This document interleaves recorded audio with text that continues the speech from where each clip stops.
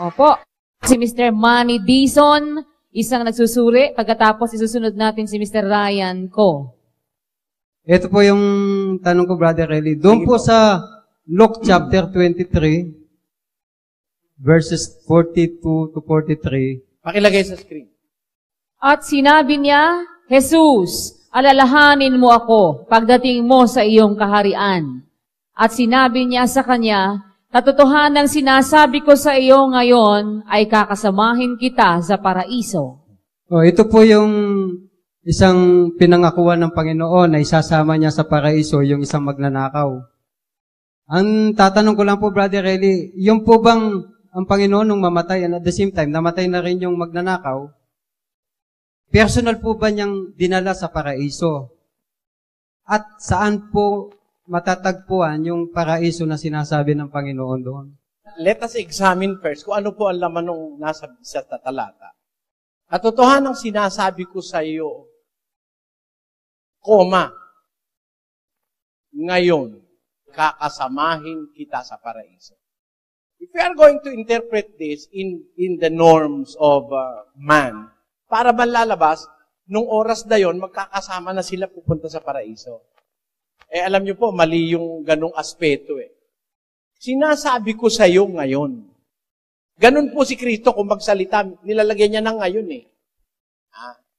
Bibigyan ko kayo na example, na kung magsalita siya, nilalagyan niya nung ngayon. Kung ang ibig sabihin, effective immediately, nilalagyan niya ng ngayon. Basahin natin at 5:25 ng Juan. Katotohanang sinasabi ko sa inyo, dumarating ang panahon at ngayon nga, na maririnig ng mga patay ang tinig ng anak ng Diyos, at ang mga karinig ay mga bubuhay. Paggamit niya nung salitang ngayon, ine-emphasize niya, this present moment in time, sinasabi ko sa inyo, sabi niya, dumarating ang panahon at ngayon nga. Ibig niya sabihin, this present moment. Parang ganun yung sinabi niya sa Lucas. Sinasabi ko sa iyo ngayon. Ngayon, sinasabi ko na sa iyo, kakasamahin kita sa paraiso. Yung po kakasamahin, hindi naman magkasama na Kakasamahin. That is future. Kakasamahin kita sa paraiso. Ano po ibig sabihin? Si Kristo po, nung namatay sila pareho. Si Kristo bumaba pa sa ilalim. 3 days and 3 nights siya. Kung agad-agad sasama niya, maisasama niya sa ilalim, hindi sa paraiso. Pakinggan niyo sa unang Pedro 3. Pakilagay sa screen. Sapagkat si Kristo man ay nagbataring minsan dahil sa mga kasalanan, ang matwid dahil sa mga di matwid, upang tayo'y madalan niya sa Diyos, siyang pinatay sa laman, ngunit binuhay sa Espiritu. Na iyan din ang kanyang iniyaon, at ipinahayag ang pagtatagumpay sa mga espiritong nasa bilangguan, na ng unang panahon ay mga swail. Tanyo, na ang pagpapahinuod ng Diyos ay nanatili ng mga araw ni Noe, something like that. Nung pala po si Kristo mamatay, hindi naman siya agad bumunta sa langit Nangaral pa siya dun sa mga espiritong nakabilanggo na nung unang panahon ni Noe, mga swail. Yung mga swail nung panahon ni Noe, binilanggo ng Diyos. Pagkamatay ni Kristo, pinuntahan niya pa yun So, hindi agad siya pumanik sa langit. Ngayon, after 3 days, nag-resurrect siya, nabuhay siya uli. Pagkabuhay niya po mag-uli, 4 na pong araw pa siyang nangaral uli sa mga apostol.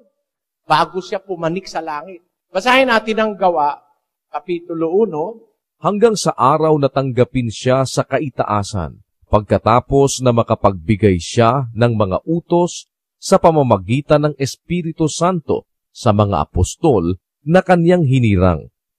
Na sa kanila na may napakita rin siyang buhay sa pamamagitan ng maraming mga katunayan pagkatapos na siya'y makapaghirap, na napakikita sa kanila sa loob ng 40 araw at nagpahayag ng mga bagay tungkol sa kaharian ng Diyos. Namatay siya, pumunta siya sa kalaliman, 3 days and 3 nights siya.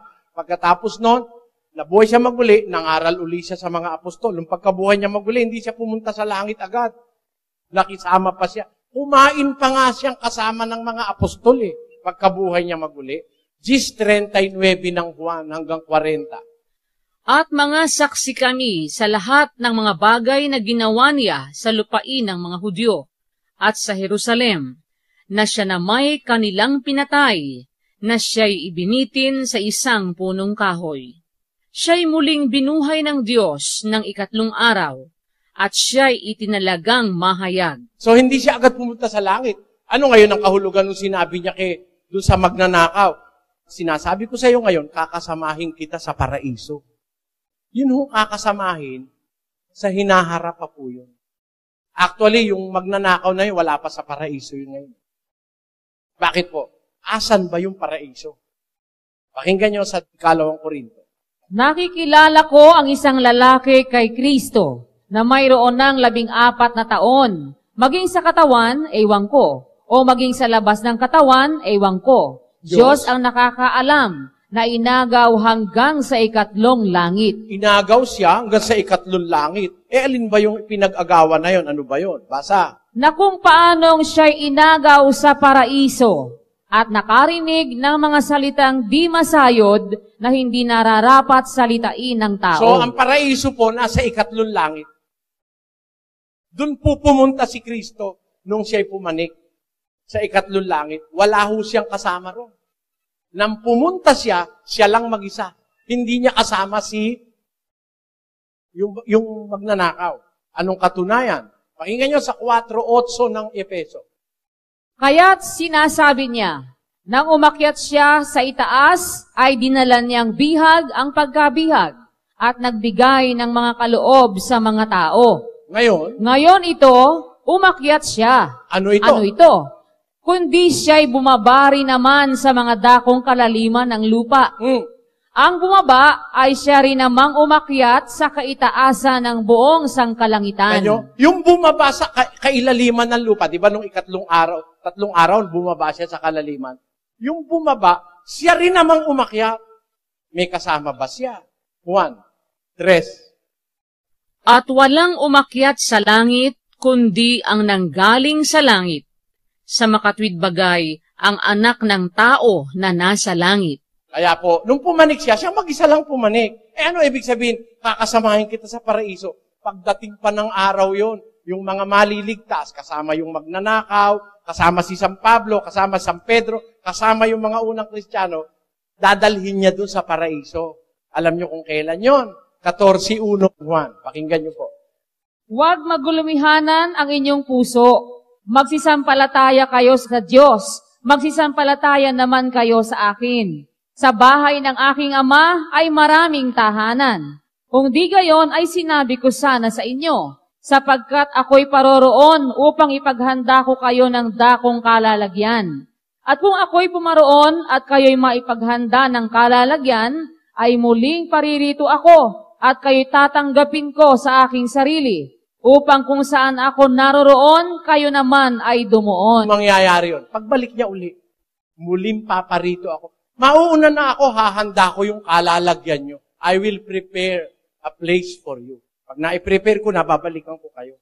Bumalik na ho ba siya? Hindi pa. O, yung magnanakaw nandito pa. Ba't sabi ni Kristo, kakasamahin niya? Sabi naman niya, kakasamahin niya. Hindi naman niya sinabing, katotohanan sinasabi ko sa iyo, ngayon magkasama na tayo sa paraiso. Wala pa Sabi niya, kakasamahin kita sa paraiso. Magaganap yon pagdating niya po. Ganun po yan. Salamat po.